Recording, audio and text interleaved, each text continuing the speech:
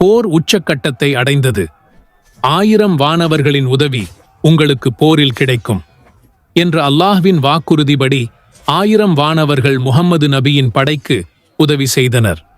நான் எதிரியை வெட்டுவதற்கு வாளை வீசினேன். அதற்கு முன்னால் அந்த எதிரி இரத்த வெள்ளத்தில் வீழ்ந்து கிடந்தார் என பதுரு போரில் கலந்து கொண்ட தோழர்கள் கூறினார்கள். முஹம்மது நபி போர்க்களத்தில் தன்னுடைய கைகளால் மண்ணை வாரி எதிரிகள் மீது எறிந்தார்கள். எதிரிகள் மிரண்டு கீழே விழுந்தனர்.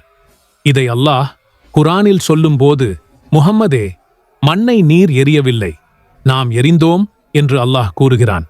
பதுரு போருக்கு காரணமான அபூஜஹலை முஆத் என்ற 2 சிறுவர்கள் நேருக்கு நேராக வாளால் வெட்டி கொன்றனர்.